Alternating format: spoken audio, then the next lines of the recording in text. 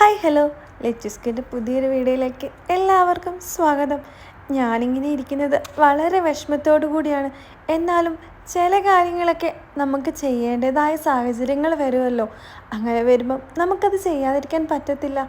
അങ്ങനെ ഒരു സാഹചര്യത്തിലൂടെയാണ് ഞാനും കടന്നു പോകുന്നത്. ശരിക്കും ഞാൻ വന്നിട്ട് 7-8 മാസമായെങ്കിലും ബുറൈദയിലുള്ള എൻ്റെ ലാസ്റ്റത്തെ വീഡിയോയാണിത്. വളരെ സങ്കടത്തോടു കൂടി തന്നെയാണ് ഞാനിത് എടുത്തിട്ടുണ്ടായിരുന്നത്. എന്നാലും അങ്ങനെ സങ്കടപ്പെട്ടിരിക്കാൻ എൻ്റെ മുമ്പിൽ സമയമൊന്നും ഉണ്ടായിരുന്നില്ല.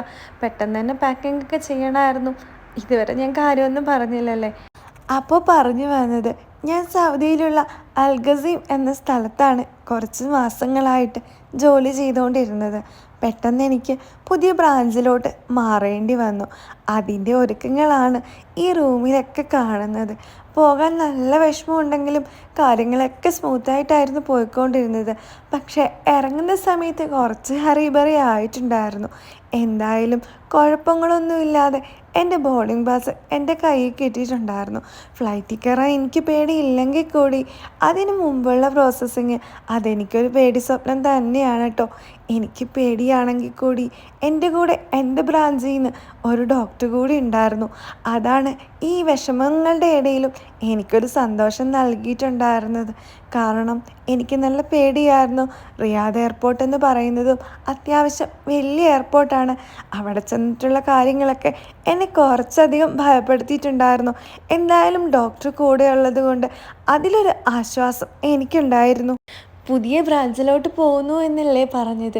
അതും സൗദിയിലെ തന്നെ ബ്യൂട്ടിഫുൾ പ്ലേസിലോട്ടാണ് എൻ്റെ യാത്ര. അബഹ പറ്റുവാണെങ്കിൽ അവിടെയൊക്കെ ഒന്ന് ചുറ്റിക്കടന്ന് കാണണമെന്ന് ആഗ്രഹമുണ്ട്. അത്രമാത്രമുണ്ട് അവിടെ കാണാനായിട്ട്. അതുപോലെ നാട്ടിൽ നിന്ന് വന്നപ്പോൾ എനിക്ക് പാക്കിങ്ങിനെ പറ്റി ഒരു ടെൻഷനും ഉണ്ടായിരുന്നില്ല. അതുപോലെ തന്നെയായിരുന്നു ഇവിടെ. എൻ്റെ കൂടെ ഉണ്ടായിരുന്ന എൻ്റെ റൂംമേറ്റ്സ് അവരെന്നെ ഒന്നും അറിയിക്കാതെ എൻ്റെ പാക്കിംഗ് ഒക്കെ അടിപൊളിയായി ചെയ്ത് തന്നിട്ടുണ്ടായിരുന്നു. ഇതിൽ നിന്ന് നേരെ റിയാദിലോട്ട്. അവിടുന്ന് കുറച്ചധികം നേരം ലേ ഓവർ ഉണ്ടായിരുന്നു. എന്ന് വെച്ചാൽ ഒരു 7-8 മണിക്കൂർ ഇരുന്നും കിടന്നും നിന്നുമൊക്കെ അങ്ങനെ സമയം തള്ളി നീക്കി. മോർണിംഗ് ആയിരുന്നു അടുത്ത ഫ്ലൈറ്റ് ഉണ്ടായിരുന്നത്. അങ്ങനെ അതും കുഴപ്പമില്ലാതെ ഞങ്ങൾ കയറിയിട്ടുണ്ട്. അബഹ എന്ന് പറയുന്നത് മലനിരകളും പച്ചപ്പൊക്കെ നിറഞ്ഞ ഒരു ബ്യൂട്ടിഫുൾ പ്ലേസാണ്. അതിലെ വിശേഷങ്ങളൊക്കെ എനിക്ക് കിട്ടണമെന്ന് ആഗ്രഹമുണ്ട്. ഏതാണ്ട് വലിയ കുഴപ്പങ്ങളൊന്നും ഇല്ലാതെ നമ്മൾ അബഹയിലോട്ട് ലാൻഡ് ചെയ്യാൻ പോവുകയാണ്. അപ്പോൾ അബഹയിൽ ഞങ്ങൾ എത്തിയിട്ടുണ്ട്. ബാക്കി വിശേഷങ്ങളൊന്നും ഞാൻ വീഡിയോ ആയിട്ട് എടുക്കാൻ മറന്നു പോയിട്ടുണ്ടായിരുന്നു.